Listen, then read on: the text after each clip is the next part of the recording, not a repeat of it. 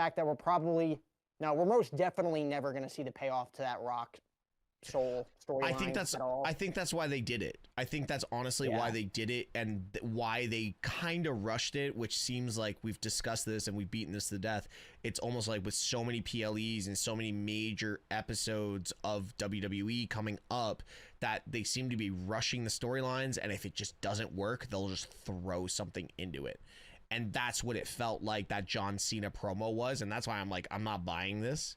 I was adamant that we were gonna get a kick to the nuts or something, a title shot, whatever. And then everyone talking about like, oh, Cody's gonna reverse it and we're gonna get the double turn. And it's just like, no. Like, my biggest argument about the whole thing was, where does or who fills Cody's shoes? There's no one.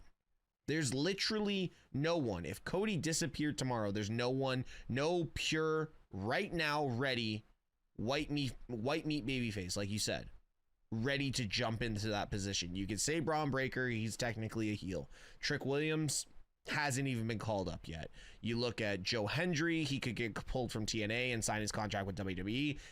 I don't think Joe Hendry's ready.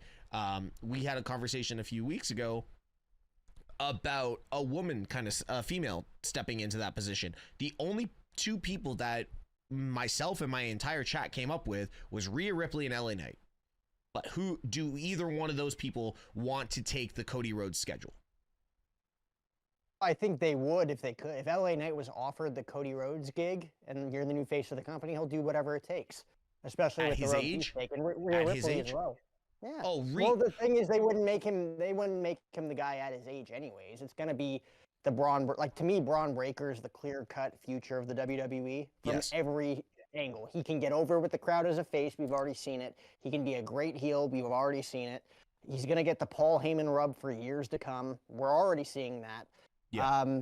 Right now, if Cody Rhodes left to go film Street Fighter for 3 months with Roman and we didn't see him, CM Punk is your guy.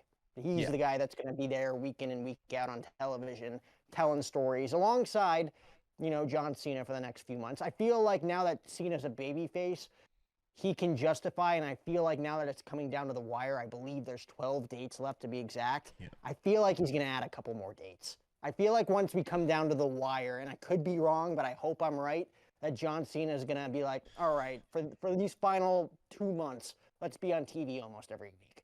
Like, let's actually see what we can do. I think Cena is the type of personality, like the type of human that he wants to legitimately stick to what he said. Like, he's the type that, you know what, I said I'm going to do this. He can leave in December 1,000%, but it's like, oh, we're coming to the end. I feel like we still haven't fully told this story yet, or I haven't faced this person. I'd really like to face this person, as opposed to being like, oh, 10 dates left. That's all I'm willing to give you. I feel like towards the end, he's going to add like a Raw or SmackDown. Like, there's going to be like 1 or 2, maybe 3 dates that he adds. Like, it would be awesome. There was someone I think it was your chat or someone else's chat the other day that said, now that Cena's not the WWE champion, please have him beat Dominic Mysterio and hold an IC Open challenge for like the final 2 weeks of his career. That would be cool. That definitely wasn't my chat. And then drop the title in his last match. Yeah, that definitely wasn't my chat, because I swear I would have seen that, but that is a cool option. That's for sure. All right, let's get into like fully into Raw. And we can just go sporadically. Rusev and Sheamus, they literally fought for 2 hours. Those dudes had a great match. I think the match was fantastic. I just didn't like the ending. I think the ending, like post the match ending, was more entertaining than the entire match. But this whole story between Rusev and Sheamus, where are we going with this? That's my question. They're both European, or one's Russian, one's European, obviously from Ireland. Ireland and Belgium. Clash in Paris. I mean, will they get a kick out of that if they have like cage street fight? I mean, you just had a cage match, right, with Jacob and Solo. Yeah. I could fight forever. Give him 30 minutes, 30-minute Iron Man match. Ooh, they're not going to get 60. An Iron Man match would be great between those two. I'd be okay. I think that's the only, and then obviously Rusev goes over, right? Like that's the whole purpose of this, is to get Rusev over, right? Yeah. To me, it was interesting. Now you're kind of including Sami Zayn in that, because the guy he beat at SummerSlam, I hate to break it to you, Steve, he's on his way out. And I think he's done. They've made Did you see his social media today? Clear. Yeah, dude, he called out Triple H for just like basically not listening to the fans, right? We want Cross, and oh, you want Brock? We gave you Brock. Yeah, wild. So yeah, it's gonna be an interesting way to push Rusev. Sammy being involved in that, I don't know where that gets him to the world title. And all Sammy is talking about is getting to the world title, and there's a massive gap there. But I'm sure we will. Do you see a scenario there where, to me, it's going to be Reigns and Rollins at WrestleMania? I still think that's the plan. Has to be. Right now, like, there's no reason at all to take the title off of Seth before then. And I think we can agree that Reigns versus Rollins is a WrestleMania Night 2 main event, and having him defend the World Heavyweight Championship in the main event of WrestleMania elevates that title, and it needs elevation. I mean, it got the perfect main event between Punk and Gunther. Like, that was an awesome main event on Saturday. So good. So like, where does Sami Zayn fit into these title pictures? Like, I don't see him becoming a world champion anytime within the next 12 months. Yeah, the one thing I want to say about that is John Cena. He's gone now. Like, that whole final match thing with Cody, like, I thought John Cena would drop it at the end. Yeah, I thought that was the whole point of him saying, I'm walking out with this title. I thought, of course, he's going to carry it into his last match. I'm almost wondering if they scrapped a certain storyline. Yeah, because I do feel like the face turn was insanely rushed. So there was definitely something that someone couldn't commit to. And when I say someone, I mean Dwayne. I feel like, you know, and credit to him, he's the busiest guy in the world. And I'm not, like, taking anything away and saying, like, fuck you, Dwayne, for not showing up or committing to things. But, like, it is annoying as a fan to not get the payoff to, like, one of the most monumental moments you've ever seen in the history of pro wrestling. For that to kind of just be, like, ancient history now, and, like, you're not going to see it, it's kind of annoying. But at the same time, business is business. You got to pivot, right? And it seems like Cena was the guy that was like, I want Brock Lesnar to come back. I want one more match with that guy. And we're getting that instead, which was shocking and awesome to see. So it's just as satisfying, but it is a little annoying that I think they had to pivot certain things. And I think they've had to pivot multiple times. Like, nobody thought the R-Truth movement was going to be a thing. So they had to pivot and do that. But that's basically died as well now. It's like, we don't know what the hell's going on with R-Truth because we haven't seen him in 3 weeks.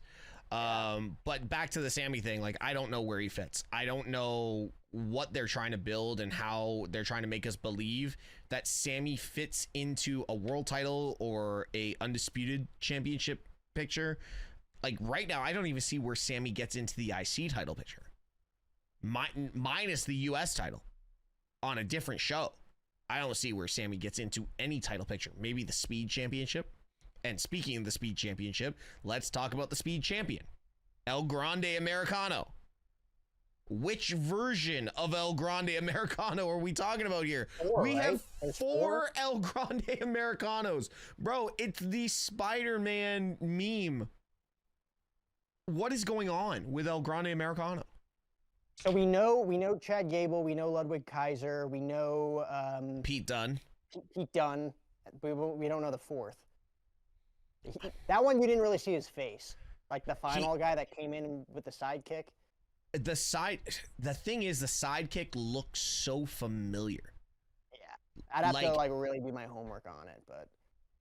Like, I'm very confused at what I'm looking at, but, like, are they trying to make El Grande Americano just a full-blown meme, or are they actually building something here?